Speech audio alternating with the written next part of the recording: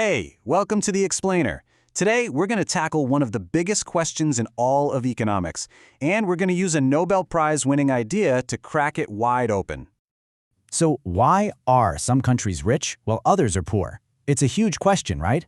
Well, the model we're looking at today says it all boils down to a story of two forces pushing against each other. All right, so first up, let's meet the hero of our story. This is the force that literally builds nations up from the ground. And it all starts with this thing that economists call capital. Now, when you hear capital, you might think of money, but that's not what we're talking about here. This is the physical stuff. You know, the tractors, the factories, the roads, all the tools that actually make us more productive. So how do you get more of that good stuff, more of that capital?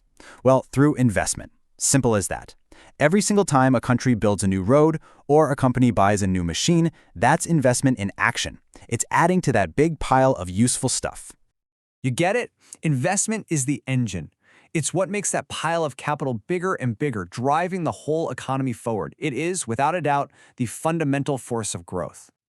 But it's not that simple. Because while investment is busy building everything up, there's this other force kind of lurking in the shadows that's constantly trying to tear it all down. And that force is called depreciation. Think about it. It's the rust that forms on machines. It's the potholes that crack open our roads. It is the simple, unavoidable wear and tear that happens to everything we build. It's always working against us. Yeah, a really good way to picture it is like a constant leak in the economy's bucket. No matter how much you pour in through investment, there's always a little bit draining out the bottom. So there you have it. That's our core conflict. The builder, investment, versus the destroyer, depreciation. It is a constant tug-of-war happening inside every single economy all the time. Okay, so how does this battle actually play out? Well, the fate of an entire economy, whether it grows or shrinks, comes down to one simple thing. Which of these two forces is stronger? I mean, the math is pretty straightforward, right? The change in a country's capital is just what you added through investment minus what you lost to wear and tear. If that final number is positive, you're growing. If it's negative, you're shrinking. That's the whole game. Okay, so this leads to a really important question. If a country can just keep investing, keep pouring more into that bucket than what's leaking out, can it just grow forever?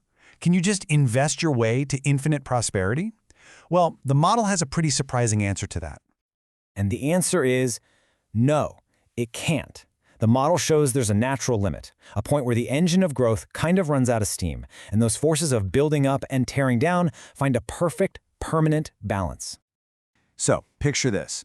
Early on, when a country doesn't have a lot of capital, maybe it's just starting to develop, every new investment is a huge deal. The investment bar is way higher than the depreciation bar. The economy is growing, and man, it is growing fast. But there's a catch, and it's a big one. It's called diminishing returns. Think about it. The very first tractor on a farm is a game changer, right? But the 10th tractor? It helps, but not nearly as much. The first highway in a city is revolutionary. The 10th one? Not so much. That initial power of new investment, it starts to fade. So eventually, you get to this point where the gains from new investment have gotten smaller and smaller and smaller until they're just barely enough to cover the cost of all the stuff that's breaking down and wearing out.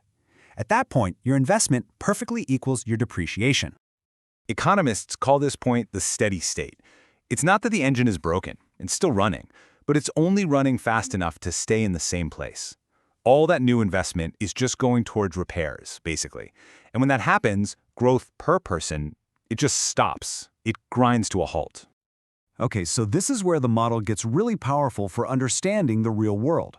If investment is the key to getting rich, then what's stopping poorer countries from just, hitting the gas?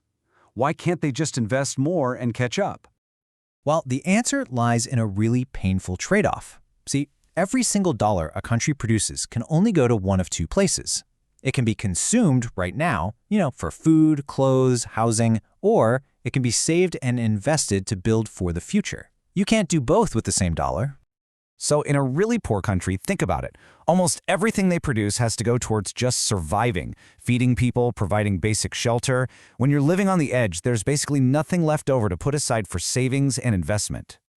Now look at the difference with a wealthy nation. It's night and day. They can easily cover all their basic needs, and they still have a ton of money left over. In this example, 30% that they can pour right back into savings and investment to grow even more. And that right there, that is the poverty trap. It's a brutal dilemma. To grow, you've got to invest. To invest, you've got to save. But how can you possibly save anything when you're just struggling to survive day to day?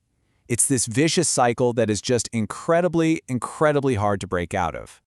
So this model really shows us just how critical savings and investment are. But it also leaves us with one last, really fascinating question. What's the perfect amount to save? Is it possible to save too much? Can you invest so heavily in the future that you actually end up hurting the people living in the present? Now that's a great topic for another explainer.